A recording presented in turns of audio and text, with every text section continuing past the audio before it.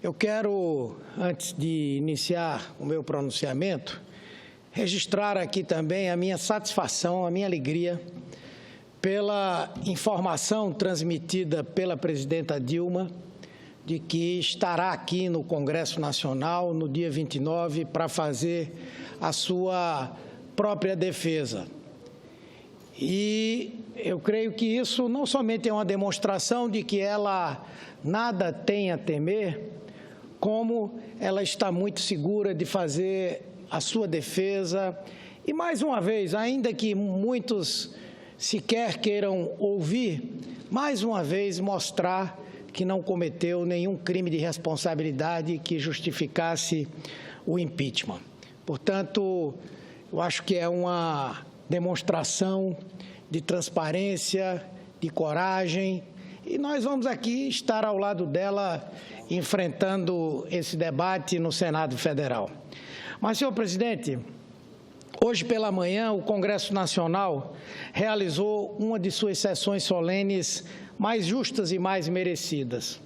Como eu estava na reunião que estava definindo o roteiro da votação do impeachment, não tive oportunidade de estar presente e de apresentar o meu pronunciamento, que foi o fato de termos aberto um espaço nesta casa para saudar com muita satisfação e com total espírito de justiça e solidariedade os 10 anos da Lei Maria da Penha, a Lei 11.340, que veio definir parâmetros para a luta contra a violência doméstica, contra a violência contra a mulher.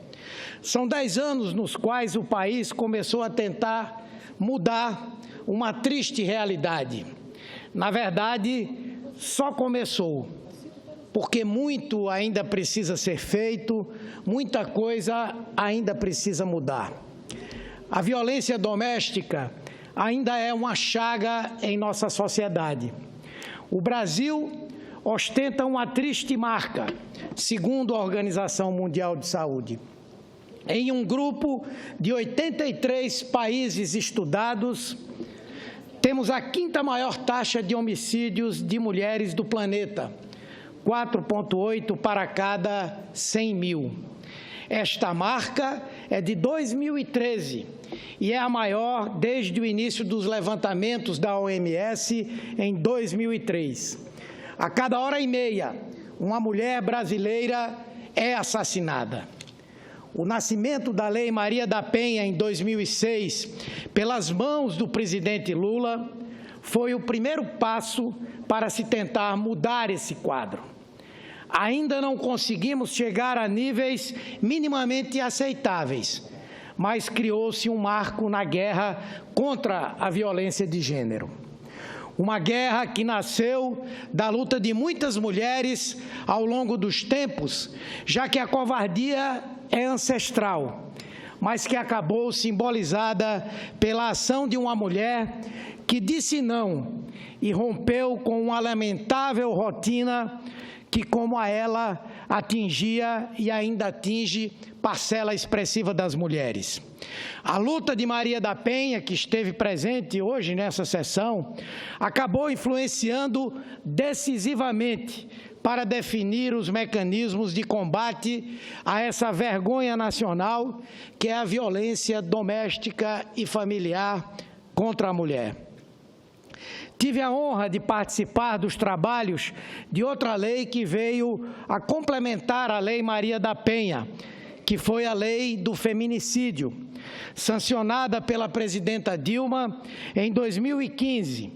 Esta norma passou a considerar como crime qualificado o assassinato de mulheres vítimas de violência doméstica e familiar, assim como qualquer tipo de menosprezo ou discriminação à condição da mulher.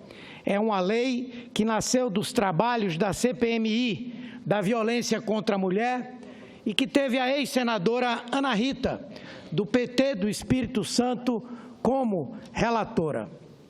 Mesmo com os ganhos significativos que o país obteve no combate à violência contra a mulher, ainda temos muito para avançar.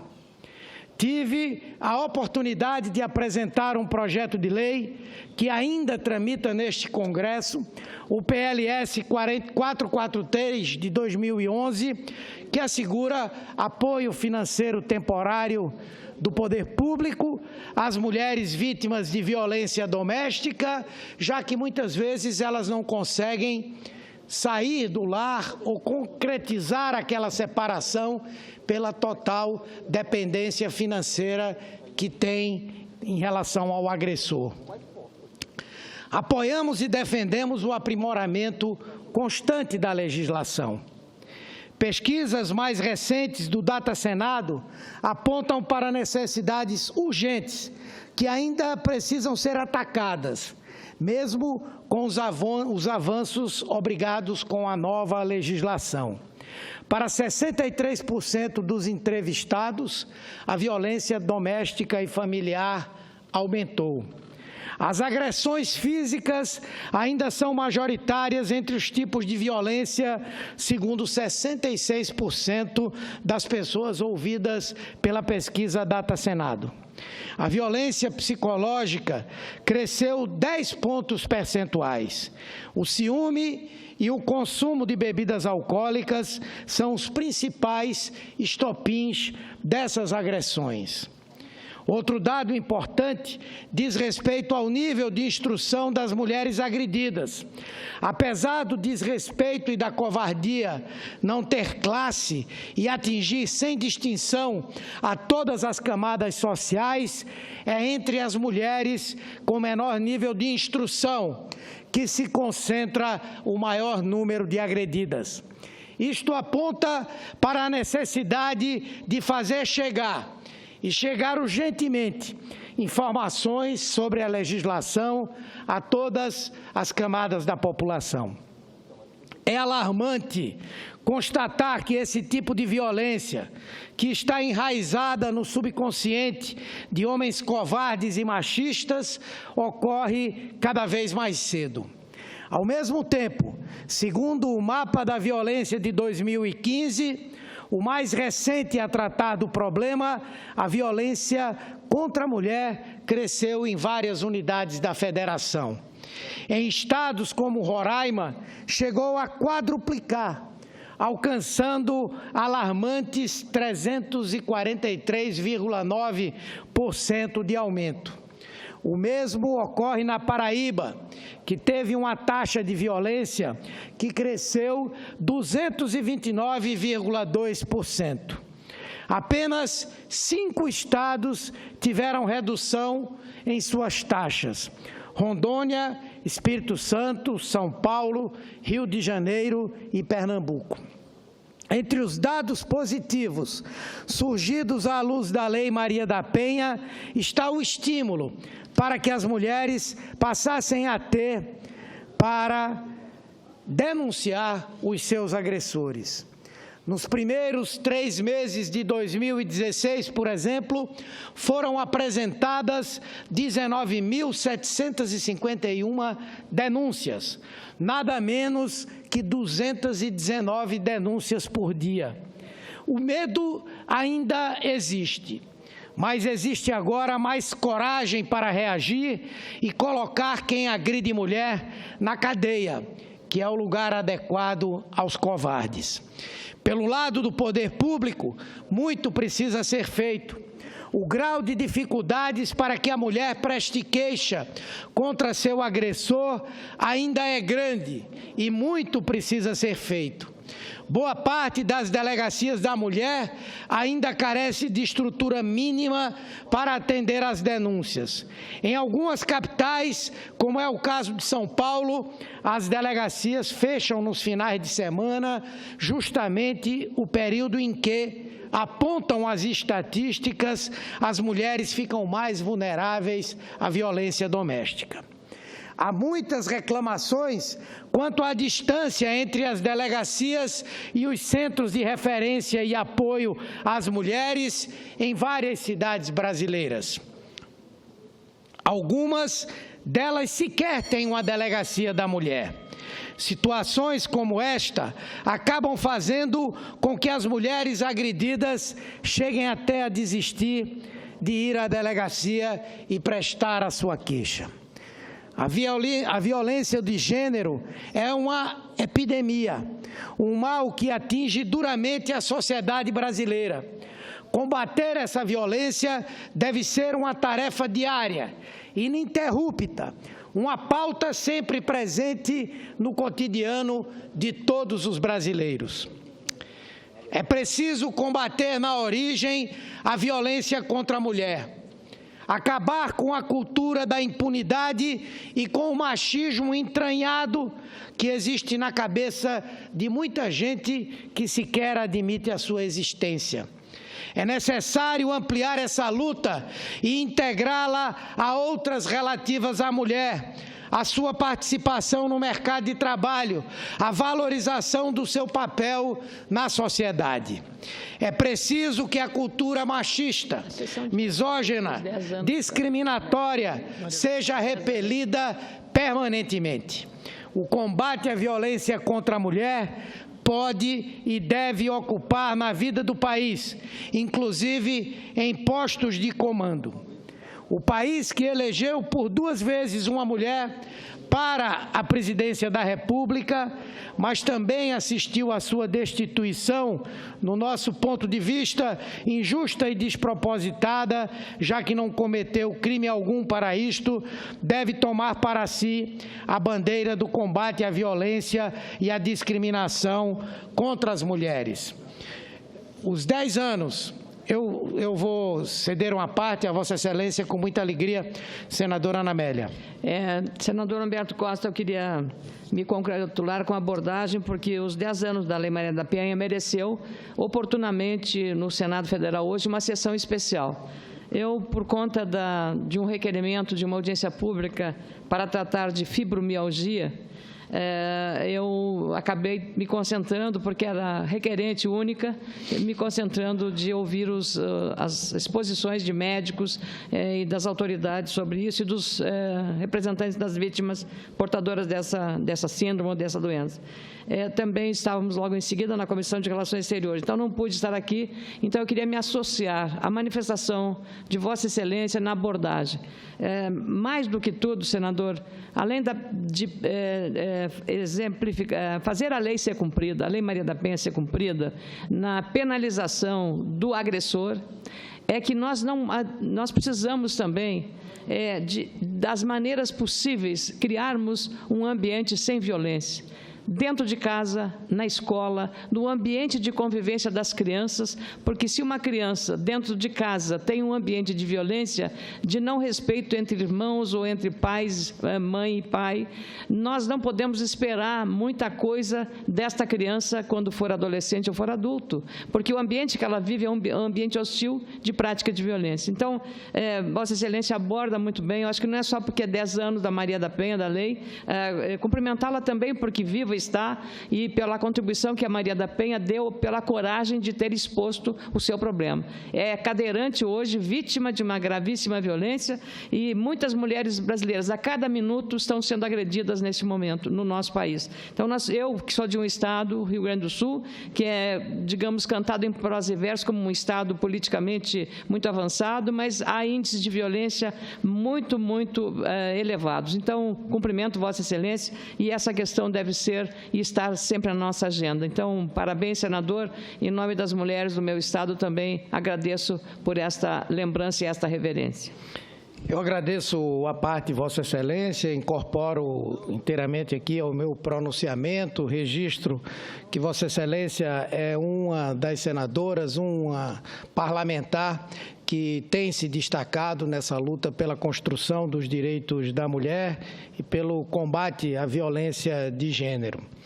Os 10 anos da Lei Maria da Penha, portanto, senhor presidente, encarnam o simbolismo de ser o ponto de partida para que um dia o combate à violência de gênero não seja mais essa chaga que assola o nosso país. Agradeço, senhor presidente, pela tolerância de Vossa Excelência. Obrigado, senador Humberto Costa, e passa a palavra logo em seguida para o senador Paulo Paim.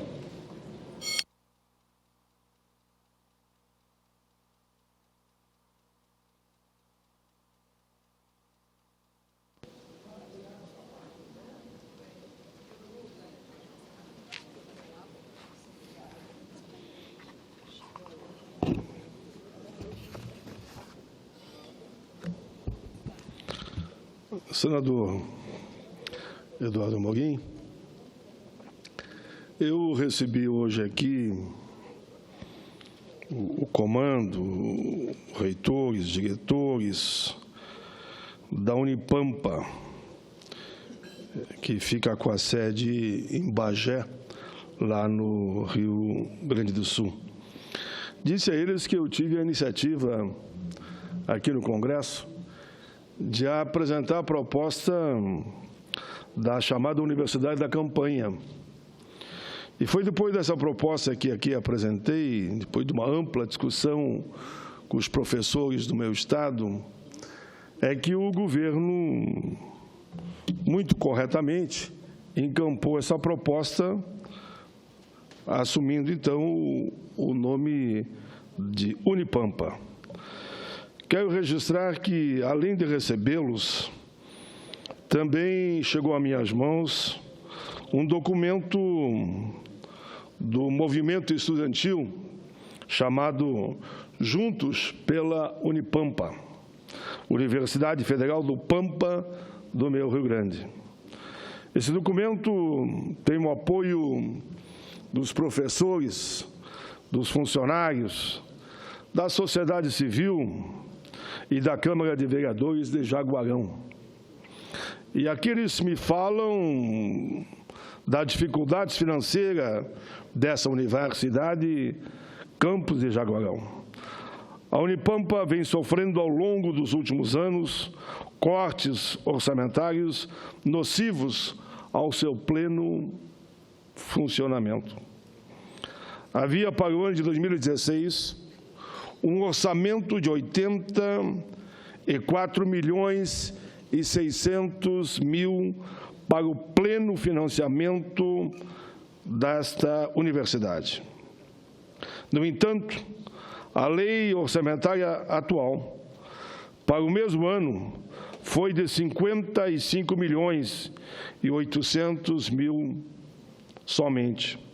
Assim, com contingenciamentos de março, o empenho foi definido como 39.300.000 para o custeio e investimento, ou seja, recursos discricionários. Estando contingenciados um montante de 16.500.000. É válido aqui uma breve recordação sobre a importância da implantação da Unipampa para o cunho social, econômico e político da região do Pampa, região que historicamente foi preterida e após a implantação desta universidade, que contemplou 10 cidades, já se via reflexos com a melhoria dos indicadores sociais, geração de emprego e aquecimento da economia, não só da cidade polo, mas também de toda a região. Como pode ser constatado, a Unipampa, além de ter grande importância na formação de profissionais para o mercado de trabalho e futuros cientistas para a nação, detém fortíssima valia socioeconômica e seu fechamento ou sucateamento vai refletir diretamente numa grande perda para toda a sociedade gaúcha e brasileira. Creio que isso não vai acontecer.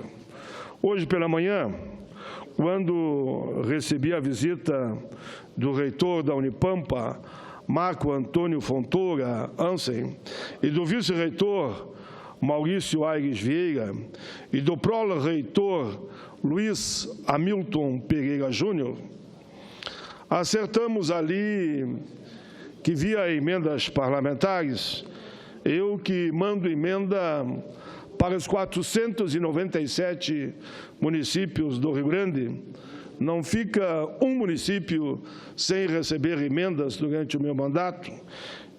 Eu disse a eles que eu já mando a minha emenda individual de em torno de 10 a 15 milhões, toda para o ERGS, ou seja, investir tudo em educação. Não importa quem seja o governante, se é PMDB, se é PT, se é PSDB, o que importa é investimento na educação para todo o nosso povo. E disse a ele que, no caso da Unipampa, eu manteria esse critério não da emenda individual, que essa está, desde que aqui cheguei, não adianta pressão de cá ou de lá, que eu mando tudo para o ERGS. Faço desde que cheguei nessa casa. Quanto à Unipampa, aí tem as emendas parlamentares, que é outro modo de ajudar aqueles que mais precisam. Já me comprometi de fortalecer essa ideia, inclusive naquilo que me toca, acertando a indicação de emenda para a nossa querida Unipampa.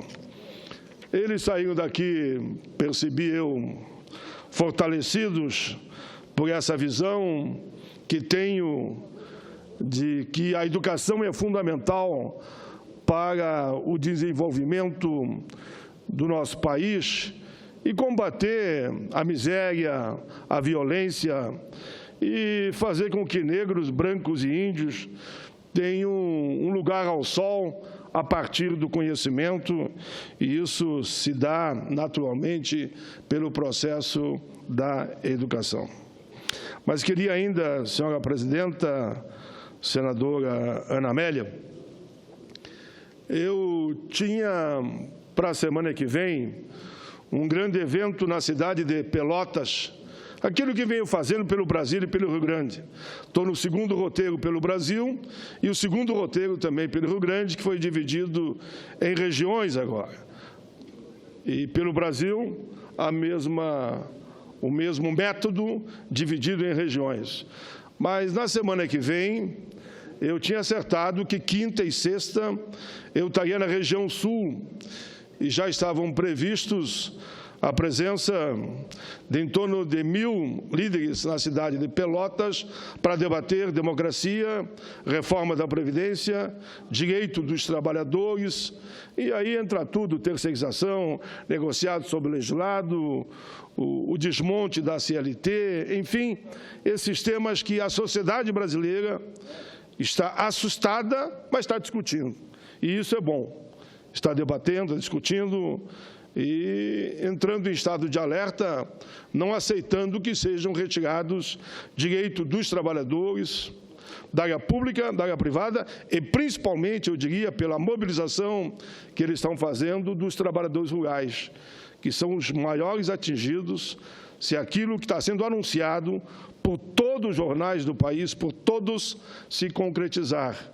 E eles ainda afirmaram essa semana, o remédio, porque o paciente, segundo eles, a economia vai mal, vai ter que ser um remédio amargo. Mas eu não estou com esse discurso, percebendo que eles estão dando remédio, eles estão dando veneno para matar o paciente. E é isso que nós não aceitamos, e por isso eu quero aqui dizer que não estaremos em Pelotas e região, como havíamos combinado, no próximo fim de semana, mas só protelamos para outra semana. Então, não será na semana que vem, seria a quinta e sexta da semana que vem. Esse fim de semana, assim mesmo, nós faremos Caxias e região do Vale dos Sinos. Estaremos na região de Caxias fazendo esse bom debate, que está amplamente divulgado, já com o número de inscrições superada, ou seja, não há mais espaço para inscrição, a não ser que consiga um lugar maior, e também no Vale dos Sinos, em Sapiranga. E nos comprometemos, então, na primeira semana de setembro,